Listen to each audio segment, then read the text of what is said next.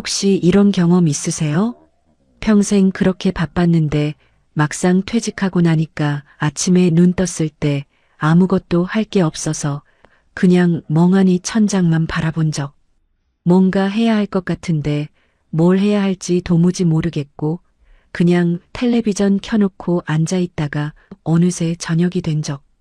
저는 이 이야기를 참 많이 들어봤습니다. 아니, 많이가 아니에요. 정말 너무너무 많이 들었어요. 퇴직하신 분들이 상담 오시면 하나같이 이 말씀부터 하세요. 뭘 해야 될지 모르겠어요. 그 목소리가 얼마나 쓸쓸하고 막막한지 저는 그게 가슴에 남아요. 오늘은 그 막막함에 대한 이야기를 해드리려고 합니다. 그리고 그 막막함을 돌파한 진짜 시라도 들려드릴 거예요. 오늘 이 영상 끝까지 꼭 보셔야 합니다. 영상 후반부에 오늘 저녁부터 당장 쓸 수 있는 아주 구체적인 방법 담아뒀거든요. 딱 하나만 실천해도 내일 아침이 달라집니다. 이 채널이 마음에 드셨다면 오늘 영상 보시고 살며시 구독 버튼 한번 눌러주세요. 저한테는 그게 정말 큰 힘이 됩니다. 좋아요 하나, 알림 설정 하나가 이 공간을 계속 이어가게 해주는 소중한 응원이거든요. 감사합니다.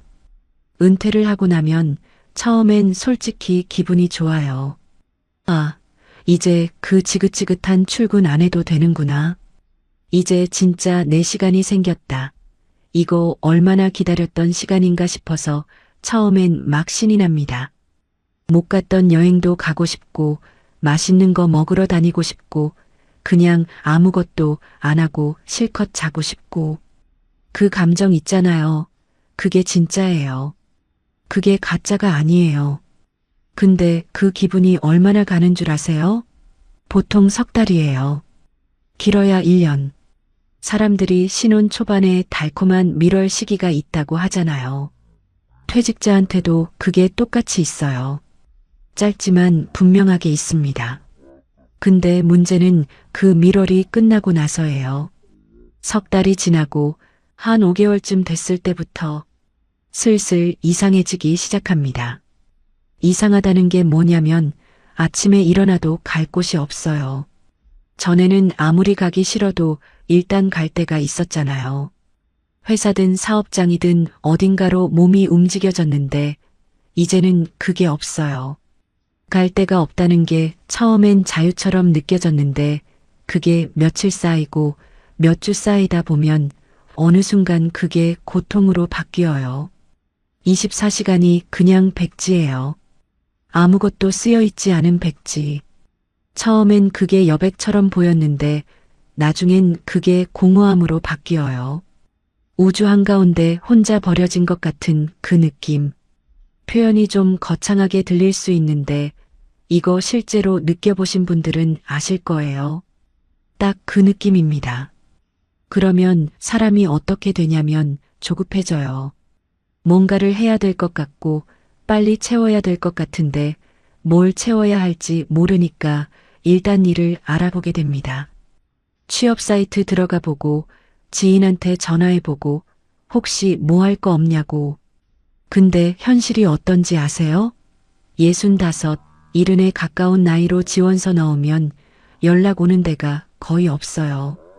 운 좋게 어딘가 연락이 와도 예전 월급 반도 안 되는 조건인 경우가 대부분이에요. 그러면 사람이 굉장히 비참해져요. 나한테 이런 대우밖에 못 받는 건가 싶어서. 그렇게 쌓이다 보면 무료함이 우울감으로 바뀌어요. 그냥 내가 일평생 살아오면서 취미 하나 없이 이렇게 살았구나 싶은 생각이 드는 거예요. 여기서 제가 꼭 드리고 싶은 말씀이 있어요.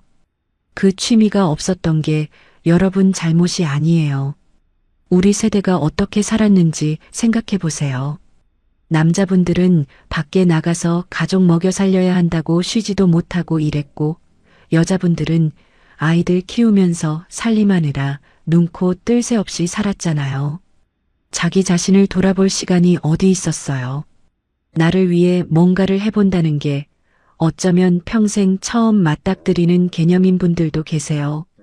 그런데 갑자기 이제 시간이 생겼다고 해서 한 번도 안 해봤던 그 자유로움을 바로 잘 쓸 수 있겠어요? 당연히 모르죠.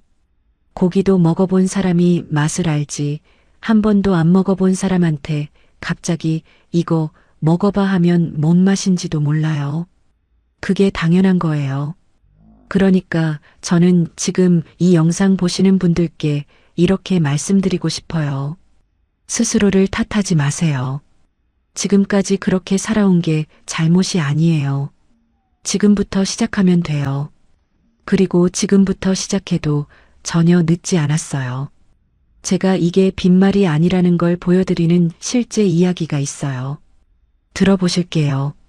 제가 상담을 하다 보면 정말 다양한 분들을 만나는데 그 중에 73세 할아버지 한 분이 오신 적 있어요. 이분이 상담실 문 열고 들어오실 때부터 얼굴에 기운이 하나도 없었어요. 앉으시더니 첫마디가 저 요즘 아무것도 못하겠어요. 나 바보 같아요. 이거예요. 할 일이 없으니까 자기가 바보처럼 느껴진다는 거예요. 그래서 제가 여쭤봤죠. 바보 같지 않으려면 어떻게 해야 될까요? 그랬더니 일이 있어야 된다고 하세요. 그럼 어떤 일이요? 직장을 다녀야 된다고 하세요. 올해 연세가 어떻게 되세요? 73세. 전에 직장 생활하신 이력이 있으세요? 없대요. 그러면 이분이 이력서를 써서 어딘가에 낸다 해도 과연 연락이 올 곳이 있을까요? 이분도 아실 거예요. 그러니까 더 우울하신 거죠. 그래서 제가 이렇게 말씀드렸어요. 제가 지금 취직을 시켜드릴게요. 대신 보수는 없어요. 그랬더니 일만 있으면 된다고 하세요. 그래서 이분이랑 제가 같이 앉아서 아침 9시부터 저녁 7시까지 주 5일 스케줄을 빼곡하게 짰습니다. 이걸 한 달간 해보기로 하셨어요. 일주일이 지났을 때 전화가 왔어요. 죽겠다고. 2주일이 지났을 때 또 전화가 왔어요. 못하겠다고. 근데 그래도 하셨어요. 그리고 3주째 되니까 조금씩 자리가 잡히는 것 같다고 하세요. 그리고 4주째, 딱 한 달이 됐을 때 이분이 뭐라고 하셨는지 아세요? 바빠서 정신이 없어요. 우울할 새가 없어요. 이 말씀을 하셨어요. 이분이 그 한 달 동안 어떤 걸 하셨냐면 처음으로 동네 복지관에 가서 등록을 하셨어요. 프로그램을 5개나 신청하셨고요. 거기다가 자원봉사도 하나 시작하셨어요. 그리고 일주일에 한 번은 2시간짜리 등산을 하기로 하셨어요. 이게 전부예요. 거창한 게 없어요. 돈 크게 드는 것도 없어요. 그런데 한 달이 지났을 때 이분이 하신 말씀이 이거예요. 나 이런 사람이더라고요. 뭔가를 하면서 기뻐하고 남을 도우면서 감격하고 산에 오르면서 쾌감을 느끼는 사람. 73세에 처음으로 자기가 어떤 사람인지 알게 된 거예요. 이분이 인생 73년 만에 처음으로 나를 만난 거잖아요. 이게 얼마나 대단한 일이에요. 그러니까 지금 이 영상 보시면서 나는 아무것도 모르겠다. 뭘 해야 할지 모르겠다 하시는 분들, 그 마음 완전히 이해해요. 근데 아무것도 해보지 않은 상태에서 내가 좋아하는 게 뭔지 어떻게 알겠어요? 모르는 게 당연한 거예요. 이거저거 해봐야 알죠. 먹어봐야 맛을 아는 것처럼. 취미라는 게 뭔지 제가 한번 얘기해 볼게요. 우리가 취미라고 하면 그냥 심심할 때 하는 것, 뭐 소일거리 같은 거, 이렇게 생각하시는 분들 많은데 그게 아니에요. 취미에 진짜 정의가 있어요. 전문성과 재미, 이 두 가지가 만나는 지점이 바로 취미예요. 그냥 심심해서 하는 게 아니라 내가 어느 정도 숙련되어서 잘할 수 있고 동시에 재미있어야 진짜 취미가 된다는 거예요. 그 안에 들어가면 나만의 세계가 생겨요. 덕후라는 말 아시죠? 요즘 젊은 사람들이 많이 쓰는 말인데 어떤 한 가지에 깊이 빠져서 그 안에서 자기만의 기쁨을 찾는 사람이에요. 그게 비웃음 받을 일이 아니에요. 그게 어쩌면 인생에서 가장 부러운 사람인 거예요. 자기만의 기쁨의 세계가 있으니까. 그래서 저는 뭘 해야 할지 모르겠다는 분들께 이렇게 말씀드려요. 아무거나 해보세요. 진짜로요. 재미있어 보이는 것도 해보고 전혀 재미없을 것 같은 것도 해보세요. 낯선 것도 해보고요. 옛날에 내가 절대 안 할 것 같다고 생각했던 것도 해보세요. 맞아요. 재단이나 수혜나 서예 같은 거 들으시면 에이, 내가 무슨 그런 걸 하냐 이러시는 분들 있어요. 근데 그 세계에 발을 들여놓으면 놀라운 게 그 섬세함과 아름다움에 완전히 빠져버리는 경우가 얼마나 많은지 몰라요. 제가 아는 남자분 중에 리폼 공예에 빠져서 정신을 못 차리는 분도 계세요. 남자가 무슨 리폼이냐 싶겠지만 그분은 그 세계에서 진짜 기쁨을 찾으셨거든요.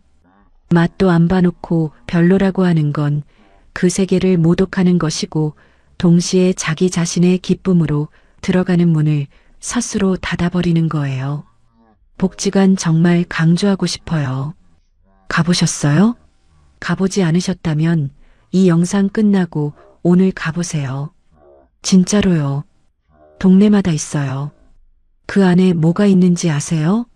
한 번도 내가 해보지 않았던 것들이 다 있어요. 수채화도 있고 서예도 있고 스포츠 댄스도 있고 요가도 있고 뭐 컴퓨터 강좌도 있고 그게 다 거의 무료이거나 아주 저렴하게 운영돼요. 그냥 한번 가서 보세요. 이것저것 훑어보다가 아, 이게 재밌어 보이네 싶은 거 하나 등록해 보세요. 거기서 시작하는 거예요. 거창한 거 필요 없어요. 그리고 비용 걱정하시는 분들 계세요. 돈 없어서 취미를 못 한다고. 근데 생각해 보세요. 한 달에 나를 위해서 10,000원, 20,000원 쓰는 게 그렇게 큰 부담이 될까요? 아, 물론 형편이 정말 어려우신 분들도 계세요. 그런 분들께는 복지관이 더 좋은 선택이에요. 거의 비용 없이 할 수 있는 프로그램들이 정말 많거든요. 그리고 요즘은 인터넷에 워낙 정보가 많아서 혼자서도 충분히 찾을 수 있어요. 유튜브만 해도 뭐든지 배울 수 있잖아요. 뜨개질도 있고, 그림도 있고, 노래도 있고, 찾으려는 마음만 있으면 길이 없는 게 아니에요. 이쯤에서 제가 꼭 하나 권해드리고 싶은 취미가 있어요. 딱 하나예요. 독서예요. 아, 나이 드니까 눈도 안 좋고 무슨 독서야 하시는 분들 있으실 거예요. 그런데 제가 말씀드리는 독서는 그 두꺼운 책 처음부터 끝까지 다 읽는 그런 거 아니에요. 10페이지 독서예요. 10쪽만 읽는 거예요. 이걸 저는 십독이라고 부르고 싶어요. 방법이 아주 간단해요. 일주일에 한 번 정해진 날, 정해진 시간에 서점이나 도서관에 가세요. 꼭 정해진 날이어야 해요. 아무 때나 가면 안 가게 돼요. 예를 들어서 매주 토요일 오전 10시 이렇게 정해놓고 그 시간에 서점 가서 딱 10페이지만 읽고 오는 거예요. 10페이지 읽으면서 마음에 드는 문장 하나, 단어 하나 수첩에 적어와요. 그리고 그 한 주 동안 그걸 외우는 거예요. 딱 이것만 해도 2달이 안 돼서 느껴지는 게 있어요. 내가 달라지고 있다는 느낌. 어딜 가서 대화할 때 내 입에서 나오는 말이 달라지고 세상을 바라보는 눈이 조금씩 달라져요. 공부처럼 느껴지지 않아요. 재밌어요. 그리고 서점에 꼭 책을 사야 가는 게 아니잖아요. 그냥 서서 10쪽 읽는 거예요. 도서관 가면 빌릴 수도 있고요. 책 종류도 상관없어요. 소설이든 수필이든 심지어 만화책도 괜찮아요. 그 정도 가격이면 10쪽은 서점에서 서서 읽어도 아무도 뭐라 안 해요. 그렇게 시작하면 돼요. 거창하게 생각하지 마세요. 그리고 혼자 하는 게 지겨우시면 같이 하세요. 친구랑 가도 좋고 배우자랑 가도 좋아요. 근데 배우자랑 갈 때는 각자 다른 책 읽어도 돼요. 같은 카페에 앉아서 서로 다른 책 읽고 나중에 각자 읽은 것 중에 좋았던 부분 얘기해주고 그러면 공통 화제가 생기고 서로의 세계가 조금씩 넓어지고 관계도 좋아져요. 저는 심지어 부부한테도 이 방법 권해드려요. 집에서 24시간 같이 있으면 서로 눈치 보이고 예민해지잖아요. 각자 나가서 뭔가 하고 오면 이야기 거리도 생기고 서로 보고 싶은 마음도 생기고 이게 관계에도 굉장히 좋아요. 자, 그런데 이야기를 하다 보니까 빠뜨릴 수가 없는 게 있어요. 요즘 쇼츠 많이 보시죠? 그 짧은 동영상들. 심심하면 스마트폰 들고 쭉쭉 넘기고 또 넘기고. 저도 알아요. 재밌어요. 순간순간 웃기고 신기한 것들이 계속 나오니까. 근데 그게 끝나고 나서 내 손에 남는 게 뭐가 있어요? 생각해 보세요. 아까 본 게 뭐였죠? 기억나세요? 거의 없을 거예요. 이게 단순히 기억력이 나빠서가 아니에요. 우리 뇌가 처리할 수 있는 정보의 양이 한 번에 대략 5개에서 9개 정도인데 쇼츠는 그 속도와 양이 너무 많아서 처리 자체가 불가능해요. 그냥 흘러가 버리는 거예요. 시간도 흘러가고 정보도 흘러가고 나만 그 자리에 멍하니 앉아 있는 거예요. 더 무서운 건 그러는 동안 눈이 나빠지고 다른 사람이랑 대화할 기회도 뺏기고 내 뇌가 그 자극에 익숙해져서 나중엔 뭔가 깊이 생각하거나 집중하는 게 점점 힘들어진다는 거예요. 어쩌면 지금 이 순간 스마트폰을 통해 스스로를 조금씩 파괴하고 있는 거예요. 그 말이 좀 과하다 싶으세요? 그런데 저는 진심으로 그렇게 생각해요. 그 스마트폰 내려놓고 눈을 들어보세요. 주변을 한번 살펴보세요. 지하철 타시면 사람들 신발 한번 봐보세요. 진짜 재밌어요. 같은 신발 신은 사람이 거의 없어요. 낡은 정도도 다 달라요. 그 신발 하나만 봐도 그 사람이 어떻게 살고 있는지 조금은 느껴져요. 옷차림이랑 신발이랑 가방이랑 전부 보면 그 사람만의 취향이 보이거든요. 사람 관찰이 그냥 심심풀이가 아니에요. 그게 세상을 보는 눈을 키우는 거예요. 저는 거기서 그림 소재도 얻고 생각할 거리도 얻고 글 쓸 이야기거리도 얻어요. 살아있는 세계를 보는 눈을 스마트폰한테 뺏기지 마세요. 그리고 취미나 활동을 고르실 때 한 가지만 조심하세요. 너무 위험한 거, 너무 무리한 거. 이게 왜 중요하냐면 50대, 60대 되시면 몸이 아직 괜찮은 것 같아서 20대, 30대랑 똑같이 하시다가 몸을 망가뜨리는 경우가 생각보다 많아요. 제가 아는 분 중에 20대 젊은 친구들이랑 농구를 계속하신 분이 계셨는데 슬관절을 완전히 망가뜨려서 수술을 앞당기게 됐어요. 몸 상태에 맞게, 내 나이에 맞게 하는 거 정말 중요해요. 나이가 들수록 국어랑 수학을 잘해야 한다는 말 들어보셨어요? 국어는 주제 파악이고 수학은 분수 파악이에요. 내가 뭘 좋아하는지 알고 내가 얼마큼 할 수 있는지 아는 것. 그게 나이 들어서 가장 중요한 지혜예요. 이게 시험 볼 때 국어 수학이 아니라 내 삶에 대한 국어, 내 몸에 대한 수학이에요. 또 규모 있는 삶이 중요해요. 너무 많이 자거나 너무 안 자거나 너무 많이 먹거나 너무 안 먹거나 이런 무절제한 생활이 나이 들수록 몸을 훨씬 빠르게 망가뜨려요. 젊을 때야 좀 무리해도 회복이 됐는데 이제는 달라요. 건강 자산도 돈 자산도 관계 자산도 다 제한된 시기에 들어가기 때문에 이 자산들을 잘 관리하는 게 앞으로 얼마나 풍요롭게 사느냐를 결정해요. 지금 중년이신 분들, 지금 이 관리가 20년 뒤를 만들어요. 이거 진짜예요. 이제 마지막으로 제가 가장 강조하고 싶은 것 한 가지 남았어요. 집에 오래 계시지 마세요. 집에 오래 있으면 자연스럽게 우울해져요. 걷지 않으니까 건강도 나빠지고 사람을 안 만나니까 고립이 돼요. 그리고 그 고립이 쌓이면 고독사로 이어져요. 이게 진짜 무서운 이야기인데 실제 통계가 그래요. 혼자 집에 머무는 시간이 길어질수록 건강 수명이 짧아진다는 연구 결과들이 많이 있어요. 그러니까 밖으로 나가는 게 단순히 산책이 아니에요. 나간다는 게 뭔지 생각해 보세요. 나가려면 일단 거울 한번 봐야 하잖아요. 머리 한번 빗고 계절에 맞는 옷 골라 입고 신발 신고 그 자체가 이미 나를 관리하는 거예요. 그리고 나가면 걷잖아요. 걷는다는 건 온몸을 다 움직이는 거예요. 상체도 하체도 다 움직여야 걸을 수 있어요. 그렇게 걸으면서 세상을 봐요. 동네에 어떤 가게가 생겼고 어떤 가게가 없어졌고 요즘 젊은 사람들은 어떤 옷을 입고 어떤 신발을 신는지 세상이 어떻게 달라지고 있는지 눈으로 확인하는 거예요. 이게 다 살아있는 공부예요. 갈 데가 없어도 괜찮아요. 내가 정하면 되는 거니까요. 저는 이런 말을 자주 해요. 옆 동네 세 번째 전봇대 찍고 와라.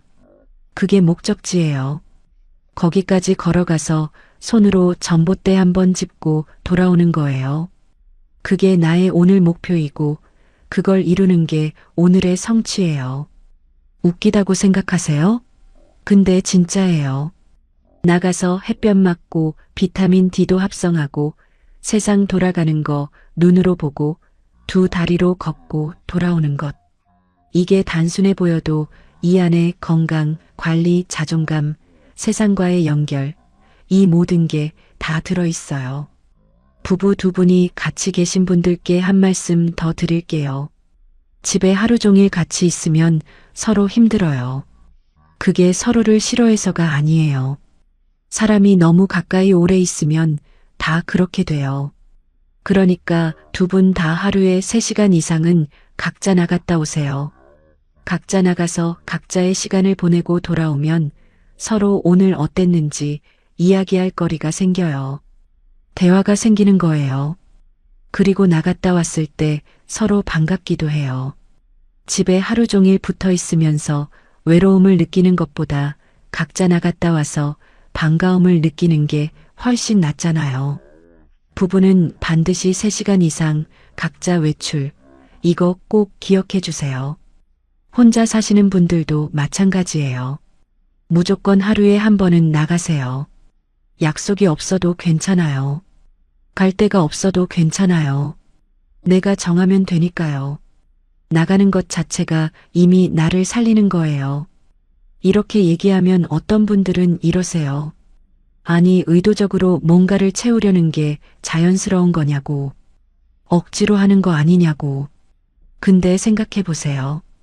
우리가 밥을 먹는 것도 의도적으로 먹는 거잖아요. 잠을 자는 것도 의도적으로 자는 거예요. 삶이라는 게 다 의도적인 것들로 이루어져 있어요. 퇴직 이후의 삶도 마찬가지예요. 의도적으로 채우지 않으면 저절로 채워지지 않아요. 그러니까 의도적으로 계획 세우는 거 전혀 이상한 거 아니에요. 오히려 그게 나답게 사는 거예요. 게으른 사람은 없어요. 다만 시작하지 않는 사람만 있을 뿐이에요.